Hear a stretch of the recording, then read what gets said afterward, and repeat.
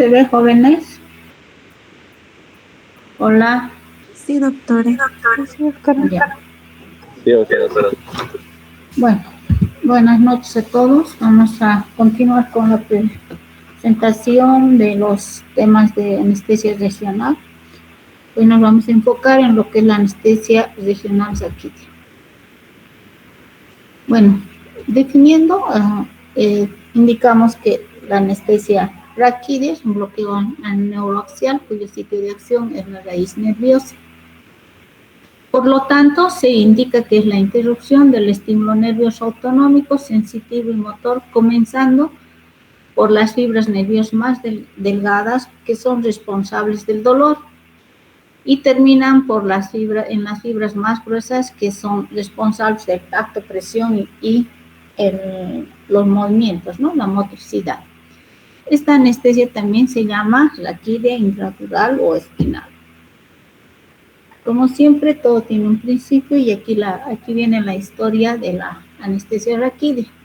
En 1860, Albert Niemann, que era un farmacéutico químico, aisló por primera vez la cocaína. Años más tarde, Carl Kolle, que era un oftalmólogo, utiliza la cocaína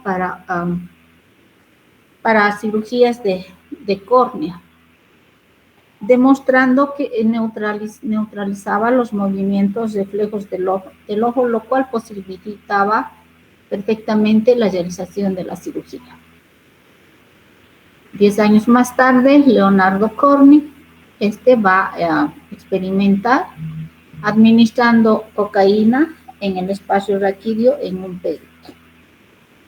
Posteriormente, ya en 1898, Augusto Bier, que era un cirujano alemán, y se indica que es el pionero en sí de la anestesia espinal, es quien administra por primera vez un anestésico local, ¿no? Que era la misma cocaína.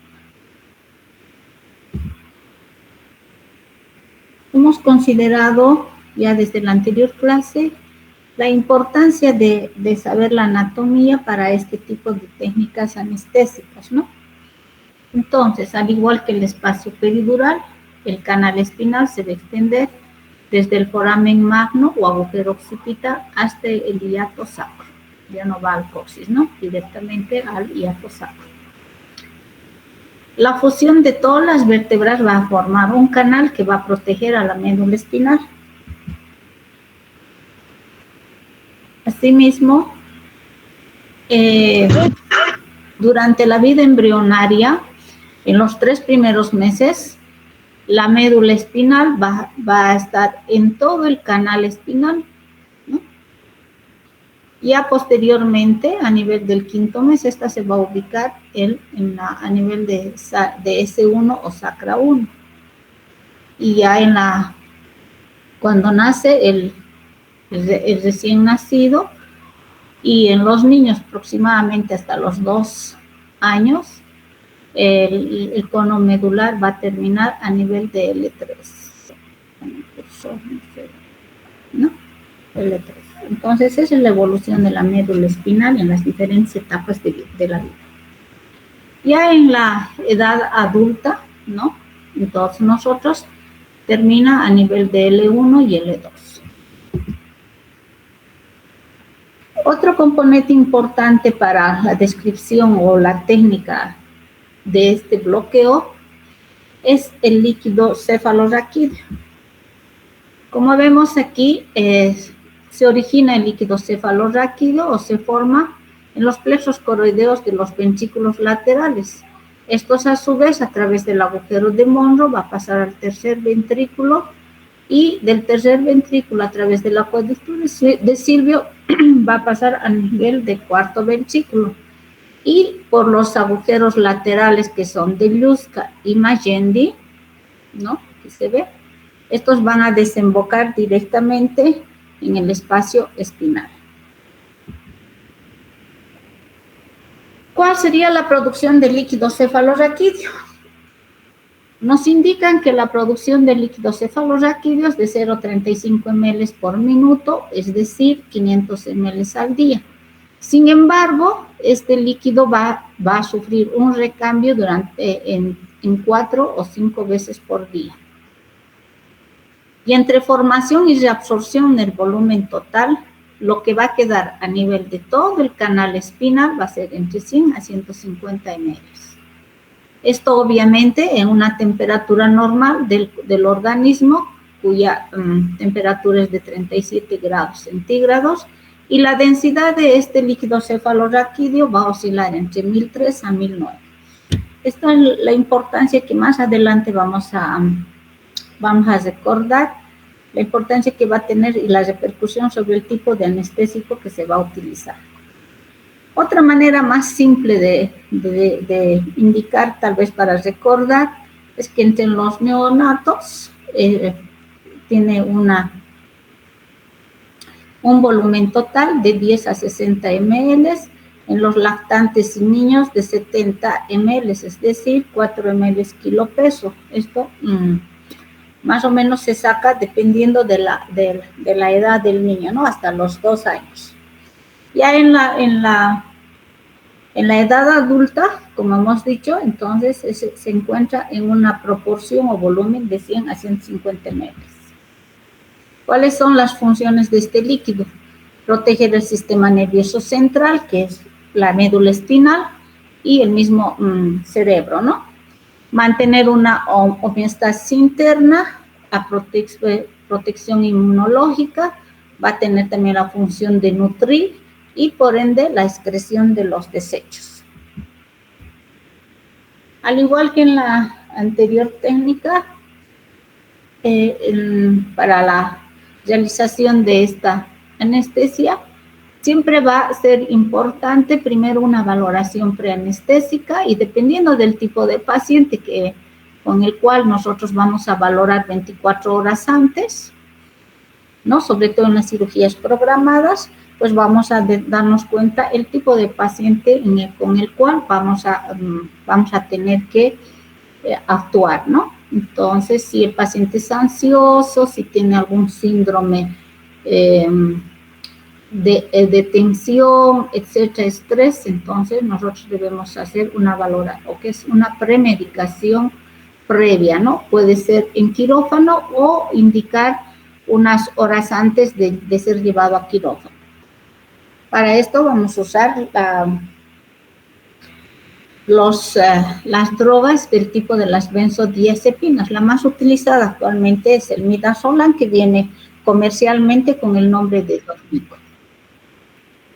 Posteriormente vamos a posicionar al paciente y como dije, como quiera que esta técnica es invasiva, siempre con todos los cuidados de asepsia, antisepsia y por ende tener preparadas las agujas espinales. Al igual que las agujas peridurales, estas también van a diferenciarse en la terminación o en la punta. Las de Quinque, aquí que van a tener una terminación cortante, y las de Whitacre, que es en punta roma, esta es la más utilizada. Pero también esta nos facilita, sobre todo en pacientes de edad avanzada, por cuanto los ligamentos están un poco osificados o calcificados, entonces probablemente no progrese muy bien, al igual que esta, en los planos que vamos a atravesar. La posición, las mismas, sentado de cúbito lateral, derecho o izquierdo, y de cúbito prono. La posición sentada siempre va a ser más factible, sobre todo en pacientes obesos, ¿no? Por el panículo adiposo que presentan en la pared abdominal y que les va a impedir un poquito flexionar si hacemos de cúbito lateral, porque las rodillas tienen que estar flexionadas prácticamente, llegando casi al tórax anterior, ¿no? Y superior. También es recomendable en cirugías ginecológicas o urológicas cuando simplemente queremos nosotros anestesiar la parte del perineo. Aquí, una vez que administramos el anestésico local, les dejamos unos segundos para que solamente se impregne a nivel de las raíces sacras. El decúbito lateral generalmente indican, aunque esto ya es controversial, no es así, una regla general, que en esta posición se debería utilizar en pacientes obstétricos, ¿no? Por el aumento del útero, por la presencia del feto, que va a evitar un poco la compresión también, ¿no? Cuando nosotros intentamos flexionar las rodillas sobre el abdomen. También esto está en discusión, pero aún no muy comprobado, de que dice que se indica que evita la compresión aorto-cava, lo cual va a conllevar a una hipotensión materno-infantil con disminución del riego sanguíneo útero-placentario, ¿no? Y podríamos producir una insuficiencia fetal, ¿no? O un sufrimiento fetal. Las vías de abordaje también, hay una vía medial y una paramedial, ya las hemos descrito la anterior vez. La medial, obviamente, siguiendo el trayecto de las apófisis espinosas en todo el centro de la columna vertebral, y paramediana de 1 centímetro a 1,5 centímetros de la línea media, ¿no? Entonces, esto también es controversial, ¿no? Porque a veces como entramos directamente y sí o sí tenemos que perforar la dura madre, pues entonces aquí no tenemos más chance que avanzar hasta que salga el líquido cefalorraquídeo. Los planos, al igual que en la anterior técnica, siempre de afuera para adentro, va a ser la piel, el tejido celular subcutáneo, ligamento supraespinoso, ¿no? Aquí, ligamento supraespinoso, interespinoso, el ligamento amarillo, la dura madre y el aracnoides, ¿no? Entonces aquí este es el espacio espinal. Aquí vemos que una vez que ingresamos, ¿cómo vamos a determinar que estamos en el espacio? Retiramos el mandril de la aguja, ¿no? El mandril, y vamos a ver la salida del líquido cefalorraquídeo. ¿Cuáles van a ser los determinantes, a diferencia del otro, que la posición no influía mucho, pero aquí sí? Entonces, los determinantes para este bloqueo van a ser la dosis del fármaco, obviamente, porque son dosis menores en relación a la de la anestesia peridural, la varicidad del anestésico local que les había indicado que va a ir en relación a la densidad del líquido cefalorraquídeo, la turbulencia del líquido cefalorraquídeo y esta que va a estar en aumento por la presión intraabdominal, ya sea en las mujeres embarazadas por el útero grávido o en pacientes obesos, como también en pacientes que tienen algún problema, por decir así, ¿no? Y obviamente las curvaturas, las cuales tiene fisiológicamente la columna vertebral. ¿Cuáles son las indicaciones? Son traumatológicas, cirugías de abdomen inferior, urológicas y en obstetricia. Las mismas indicaciones diagnóstico-terapéuticas y quirúrgicas. Diagnósticas, patologías del sistema nervioso central, ¿no? Como ser algunas enfermedades, sobre todo las neuropatías del sistema nervioso autonómico. Terapéuticas siempre va a primar, sobre todo en dolor crónico u oncológico, oclusiones vasculares y pacientes que tienen cierta espasticidad a nivel de los miembros inferiores. Contraindicaciones, las mismas absolutas y relativas. Las absolutas siempre debemos respetar si el paciente no quiere este tipo de anestesia. La sepsis generalizada, obviamente, porque probablemente el paciente esté con hipotermia o hipertermia, ¿no? Las coagulopatías, a pesar de la finura de las agujas en relación a la peridural y aumento de la presión intracraneana. Son contraindicaciones absolutas.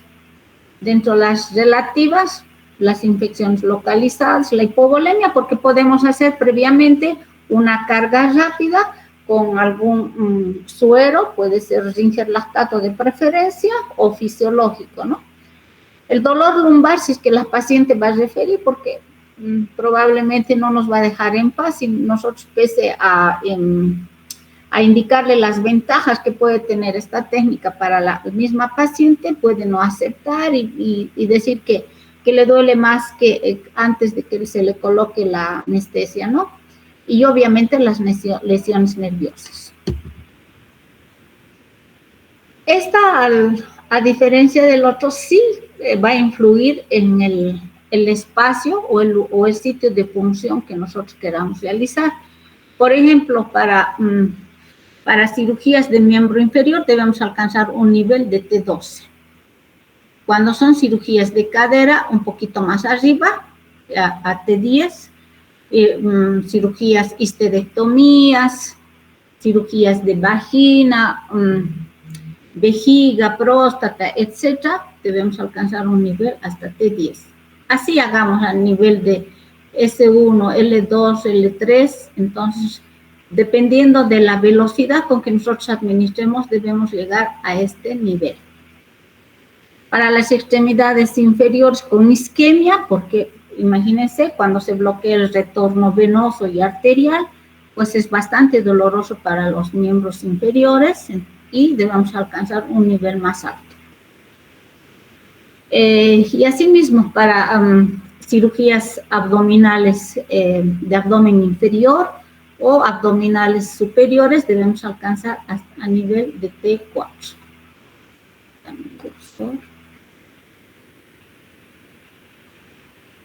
Ya más allá hay que tener bastante cuidado porque el paciente podemos bloquear las fibras cardioaceleradoras. ¿Cuáles son los cambios fisiológicos que se van a presentar? Los más importantes a nivel cardiovascular, respiratorio, etcétera, ¿no? A nivel cardiovascular, la hipotensión arterial es permisible, es decir, que el paciente no va a tener ningún efecto secundario si la presión arterial va a bajar entre un 15 a 20%. Y esto nosotros podemos reponer o hacer un tratamiento, o previamente a este bloqueo, nosotros administrar una carga rápida de 500 ml, sobre todo en los pacientes adultos. En los niños, esta repercusión es mínima, ¿no? Mínima o nada. Si se mantiene la hipotensión arterial sostenida, obviamente va a disminuir el retorno venoso, la precarga, la postcarga, etcétera, y por ende va a llevarnos a una bradicardia. Ojo, que hay que tener bastante cuidado con la bradicardia, porque si esta se sostiene, puede ser peligroso, porque si alcanzamos niveles más altos de T2, T1, no se olviden que las fibras cardioaceleradoras propias del corazón se distribuyen de T1 a T4, ¿no? Y esas son difíciles, no se revierte, ahí tendrán que rezar, tendrán que tener todo el equipo de resucitación y siempre, al igual que en la anterior técnica, en cualquier tipo de bloqueo regional, sea de tipo central o de tipo periférico, siempre se debe tener todos los elementos necesarios para una probable intubación, jóvenes. Eso tengan en cuenta. A nivel del sistema respiratorio, cuando el bloqueo torácico es alto, al igual que en la peridural, si bloqueamos los músculos accesorios respiratorios, entonces podemos tener cierto grado de disnea o dificultad respiratoria y que se va a acentuar este síntoma, estos signos, sobre todo en pacientes obesos o pacientes que están restringidos, que tengan problemas de una enfermedad pulmonar obstructiva crónica, ¿no? Pacientes fumadores, por ejemplo, pacientes asmáticos, etc. Y por ende, al disminuir la presión arterial y cierto grado de bradicardia, que va a repercutir a nivel cerebral porque va a estar disminuido el flujo sanguíneo, ¿no es cierto? A nivel gastrointestinal, si hay algunos órganos o abdominales que son inervados de T6 a L12, obviamente van a presentar cierta relajación a nivel de los esfínteres. A nivel renal va a haber una disminución de la filtración glomerular y por ende el gasto urinario. ¿Cuáles son las ventajas de este bloqueo? Siempre entre la anestesia general y la anestesia regional siempre va a ponderarse más las ventajas que pueden tener este tipo de Y ojo, que también hay que tener en cuenta el tipo de cirugía, la habilidad hay condiciones, ¿no? Como ser el tipo de cirugía, la habilidad del cirujano, el tiempo de duración que probablemente pueda durar porque esta relativamente tiene menor duración en relación a la peridural. ¿Y cuáles serían las ventajas? El paciente obviamente va a estar consciente y si lo sedamos también el paciente prácticamente a cualquier estímulo verbal o algún toquecito que le hagamos al paciente, él va a estar alerta y va a despertar, ¿no? Y puede respondernos cómo se siente.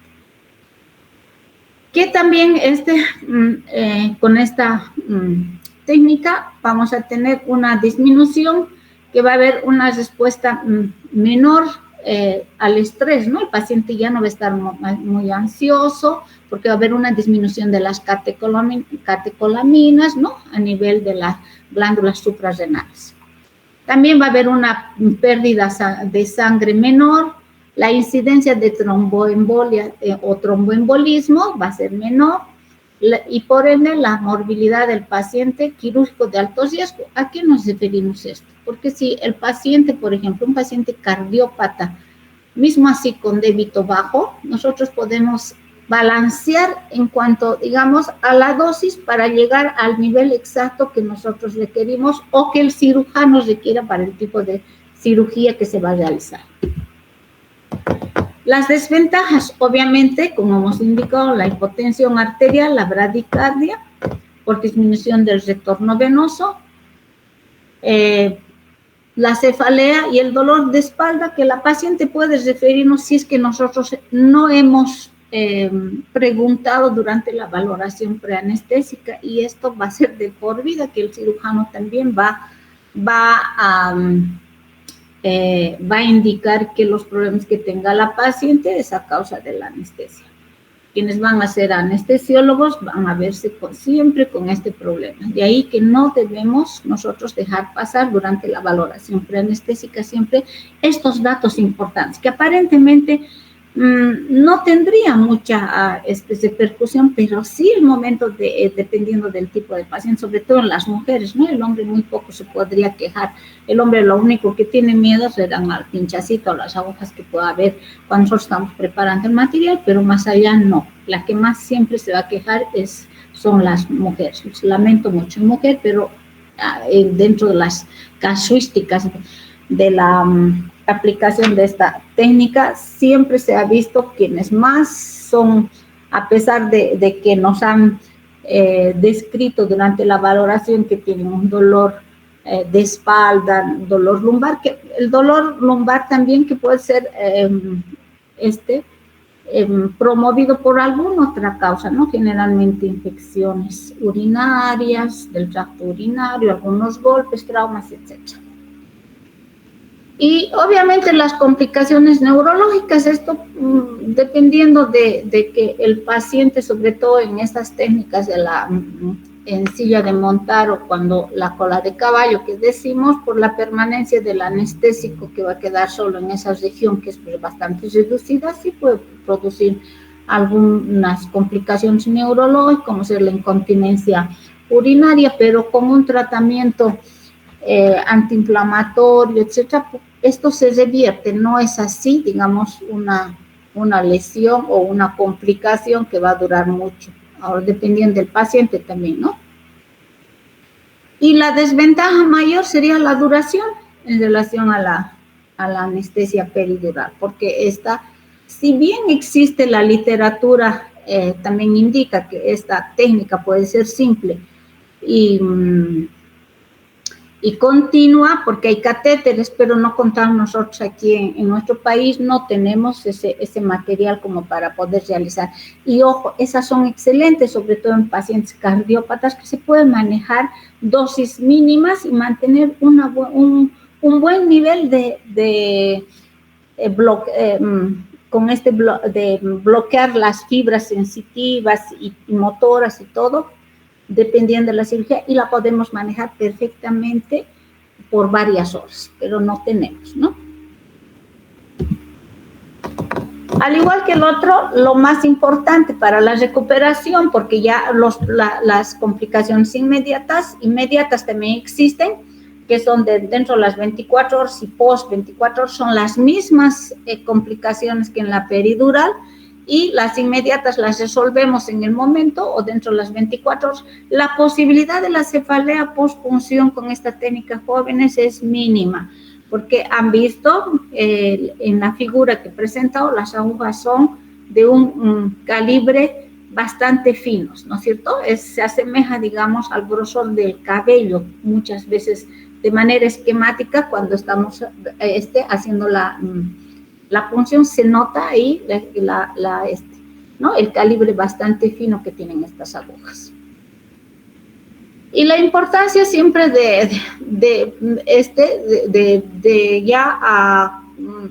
para dar de alta al paciente es que el paciente mínimamente vaya moviendo por lo menos los dedos de los pies, ¿no? En el anterior les había indicado el Bromage modificado, pero en realidad fue la primera escala de Bromage directamente, que viene de 0 a 3, el otro era de 1 a 4, ¿no es cierto? Entonces, al igual que tenemos el Bromage 0, donde el paciente no existe bloqueo. Bromage 1, que puede solamente flexionar la rodilla y mover los pies, y Bromage 2, solo los dedos de los pies, ya esto ya no puede, y Bromage 3, que ya sería un bloqueo total, ¿no? Como ven, les he facilitado el tema de una manera más simple, comprensible, espero que sea para ustedes, y si tienen alguna pregunta, adelante.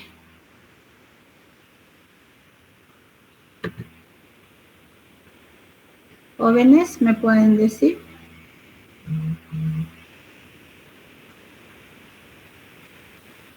Hola. ¿Alguna pregunta? ¿O se han salido de la sala y solo me han dejado hablando ahí con mi mano? Hable. No hay preguntas, doctora. No, doctora, no hay dudas. Está claro, ¿no? El tema. Doctora, una pregunta. Sí. Diga. Doctora, después de alguna cirugía, después de que... A ver, un poquito más fuerte, que no te escucho, estoy sordito. Dime. Después de la cirugía, doctora, los pacientes prefieren tener frío y además les da náuseas. ¿Por qué se da eso, doctora? Pero no ¿Se da por la anestesia? A ver, yo te voy a preguntar lo mismo. Esto, en realidad, las complicaciones suceden con la misma intensidad. Aquí son más intensos que en la peridural. A ver, recuerda cuáles eran las complicaciones a nivel gastrointestinal y por qué se producen las náuseas y los vómitos. Ya habíamos explicado en la anterior clase. Shalom me has preguntado, ¿no? ¿Quién me ha preguntado? Hola. ¿Quién me preguntó? Sí, doctora, no la escucho muy bien, es que estoy en el auto. Ve, ese es el problema. ¿Por qué no se paran? ¿Qué es ese del auto? Están manejando y están atendiendo. Es que no es así, señoritas. Quieren aprovechar, entonces aprovechen con preguntas claras y que no hayan entendido, porque si tú me preguntas esto de las náuseas, obviamente que el paciente va, probablemente en el anterior clase no hemos hablado esto referente al frío. Cualquier anestésico, al producir vasodilatación, va a haber pérdida de calor, sea con anestesia general o con la anestesia regional. Entonces, por eso es que el paciente percibe o nos indica que está con bastante frío, ¿no? Entonces nosotros ¿cómo vamos a tratar? Obviamente abrigándole un poco mejor. Ahora, referente a las náuseas y a los vómitos, yo ya les había explicado en la anterior clase, así que recuerda y dime. Es que yo creo que eso es falta de responsabilidad, señorita. Creo que si la clase, por lo menos no creo que estés manejando, estés paseándote, por lo menos quédate porque la hora de la clase tiene que ser sagrada para todos. ¿No es cierto? A ver, alguien que pueda responderle a lo que ha preguntado su compañera.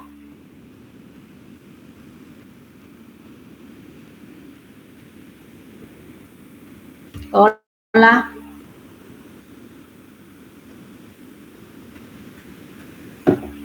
Hola.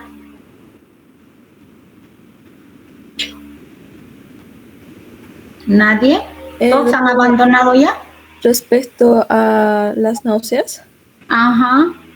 Náuseas y vómitos que ya he dicho, ¿no? Se puede deber a la liberación de sustancias como la serotonina o la histamina que pueden estimular. Nada tiene que ver. Nada que tiene que ver.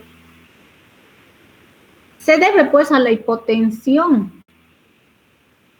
¿Dónde se encuentra el centro del vómito? ¿A qué nivel? Cuando viajan, a ver qué pasa. Por ejemplo, o cuando viajan, o muchas veces, no sé, alguien que le haya producido, cuando va de aquí a Oruro, o viceversa, cuando vienen de Oruro, ¿qué pasa? Algunos presentamos náuseas y vómitos, ¿no ve?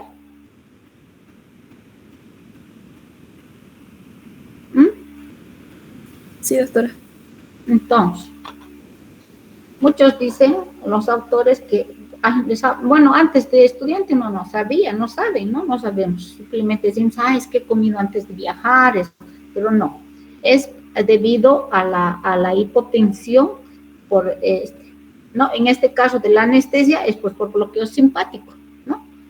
En cambio, cuando nosotros viajamos, normalmente los cambios de altitudes nos producen en algunos cierta alteración respecto a la presión arterial, ¿no es cierto?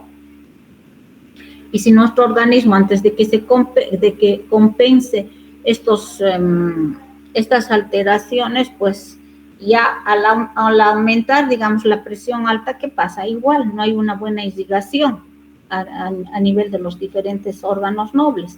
Y lo mismo, si nos baja la presión, antes de que nuestro cuerpo o nuestro organismo reaccione y se compense, pues ese tiempo que pasa también va a disminuir igual el riego sanguíneo a nivel de los diferentes órganos, ¿no? Sí, doctora. ¿Me entender? Entonces, es eso, ¿ya?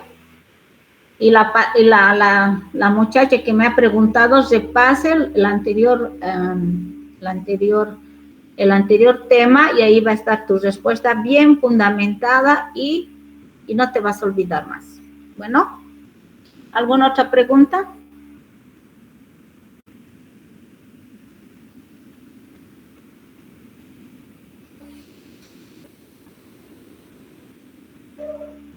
No hay más preguntas, ¿no? Si no hay más preguntas, jóvenes, eso es todo. La próxima clase vamos a terminar complejo braquial y anestésicos locales, ¿no? A ver, espero que por lo menos les den una leidita y puedan entender, porque así de la misma manera los temas para ustedes siempre va a ser de una manera bastante clara y resumida, porque esa es la importancia en sí del tema de la materia, para que ustedes como médicos generales simplemente sepan los conceptos de mayor importancia y los que les va a servir a futuro. Y cuando decidan ser anestesiólogos van a profundizar esos conocimientos. Bueno, eso sería todo, jóvenes. Hasta la otra clase. Hasta luego, doctora. Gracias, doctora. Hasta luego. Hasta luego. Buenas noches, doctora. Buenas noches, jóvenes.